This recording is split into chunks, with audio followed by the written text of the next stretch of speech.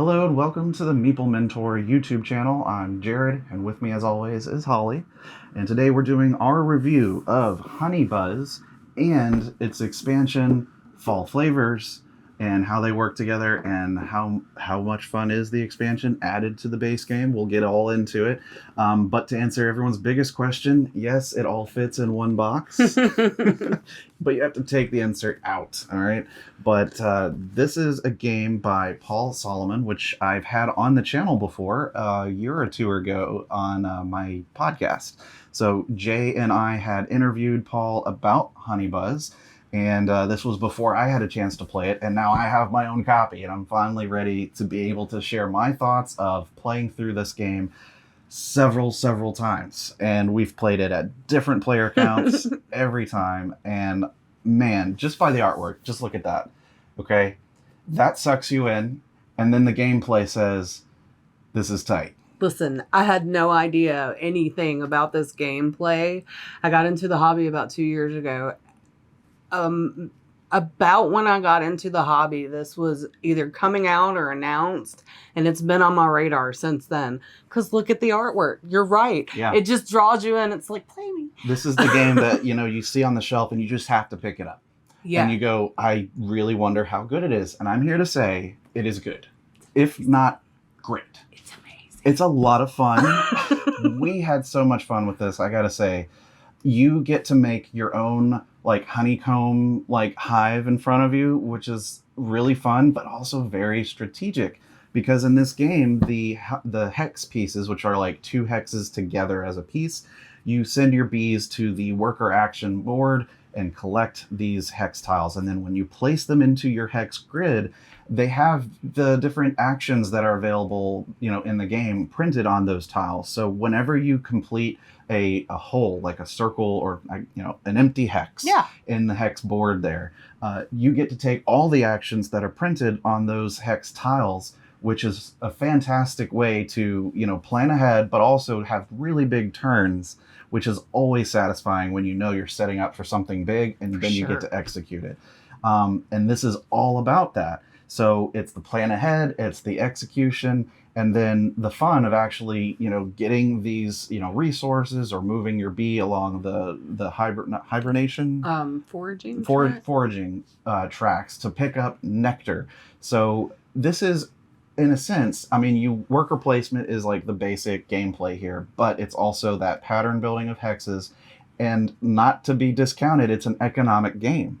The theme here is basically you are your own beehive, collecting nectar, making honey, and then selling that honey, at various prices to the wildlife, mostly bears. Or filling orders for them, which is a super cute, nice touch. Yes. So you're right. There's this economy of the market, which is, when you take a market action, you could sell all of one type of honey that you've made for a certain amount, and then it always drops by one, and that's the economy. It never goes back up. And then, or you could fulfill whatever's on a contract order at the bottom of the board. There's going to be a few stacks of order cards, and whatever's face up, anyone can go for, and you can complete it with that action.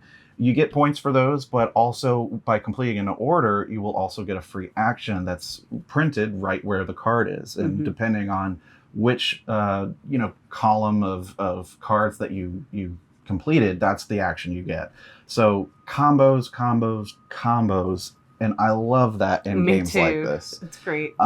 There's really no card play. The only cards in the game are really all about setting up the game, whether it's the starting hex alignment that the first player chooses and everyone follows, or it's the in-game cards that are dealt out, or in some cases you get the first to achieve cards, like a speed race type situation. So the first to get 2 nectars of every type, and then you get some points for that. It's only 2 nectars of 2 types. That's why you didn't do it last time. So she got that one. So one also unique thing about this game is the points are also your currency. So in this, you're always thinking about, okay, if I spend this to buy this hex tile, which one of them does cost points, you're also losing points to set up a bigger turn, hopefully, and get more points from it later.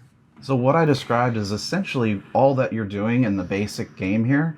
Other than, I mean, you start with only one bee or one worker and a set number of points, which again, because you get to spend them, depending on your order of player turn, then you might start with more.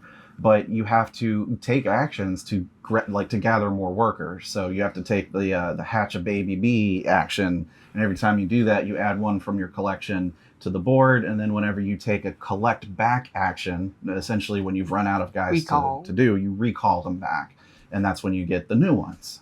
You can get quite a few bees to work with, because when you place your workers, it has a similar mechanism in worker placement that Manhattan Project has, where if there's already a worker there, then the next person to go has to put 2 workers there. So you got a stack going on. And then after that, the next person will have to place 3 workers. So you do want to get a handful of bees at your disposal, because if someone's taking all the spots you want, you're going to have to spend more to go there. That 4-player game was really interesting with all the bees on the board. Yes, it got quite busy. I love it. You love it? I love it. Okay. I love it too. I mean, I do. There's a solo mode, which I haven't done, but it's 1 to 4 players. And it plays in about an hour and a half, I'd say. And then there's also a variant that you can do, which involves like kind of a memory game instead of moving your bee around the foraging tile track. It's more of like a choose and then look, and if you don't want it, you can take the pollen resource, which can be sold. We didn't really use the variant too much because we switched right into the expansion. That's the only thing that I'm really not sure of is which one I love more. Mm-hmm. So fall flavors. This is great. You never know what you're going to get with an expansion. Is it too much? Is it, worth it? I would say it takes what is great about the base game and makes it better. And it also takes what any shortcomings there might have been in the base game and fixes them with the module-based expansion fall flavors, which there are 5 basic modules in here. I mean, I would just say recommend playing with all of them, like every game. Oh, yeah. One of the big ones is replacing the pollen that you can normally collect with fruit. And the fruit can be sold for various points, like the apples, pears, and pumpkins. An increasing point value are just always worth that, but you also get a market bonus if you sell a set of one of each. So that's a more interesting way to collect resources other than the nectar tiles if you're not able to, and that's part of the gameplay of that.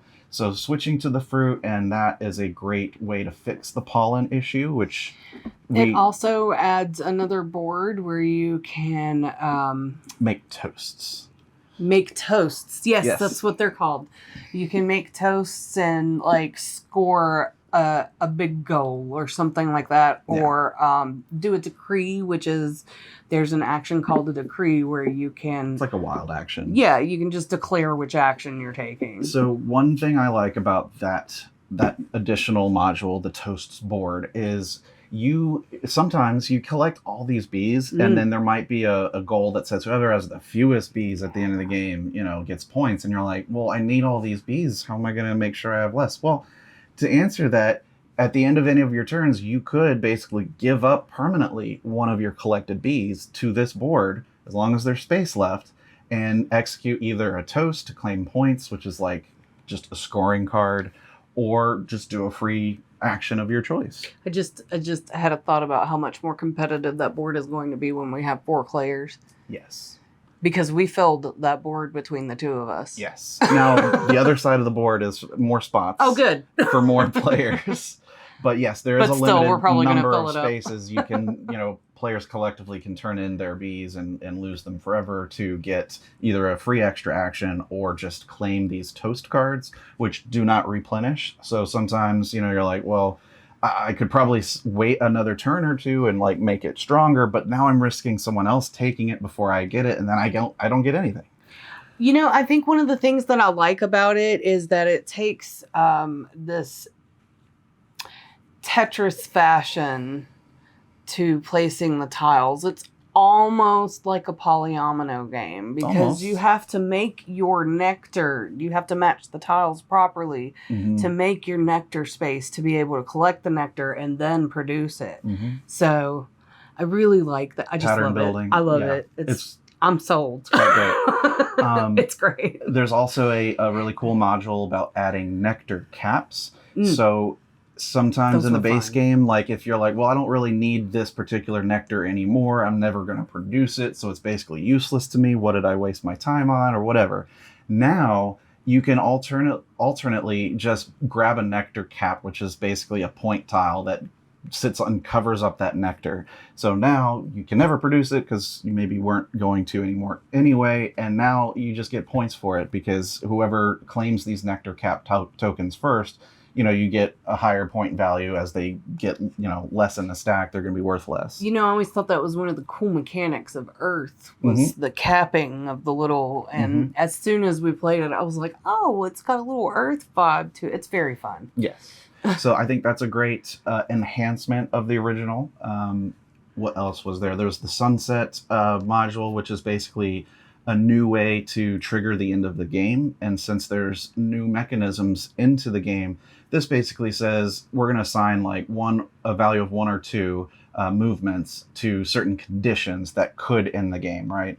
So like if a stack of those order cards empties, then you're going to move the token twice.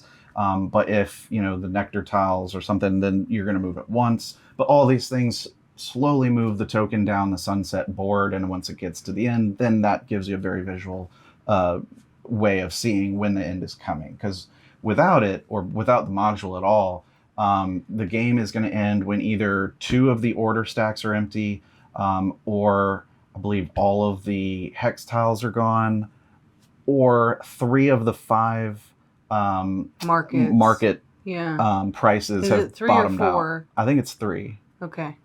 Anyway, a certain number of these that get down to the very bottom of the price. Once those happen, then that triggers the end as well. So that's kind of how you're keeping track of how much time you might have to execute your plans. But I like the addition of this because it incorporates obviously the new mechanisms, but it's a visual way for everyone to see roughly how close we are to seeing the end of the game. Right.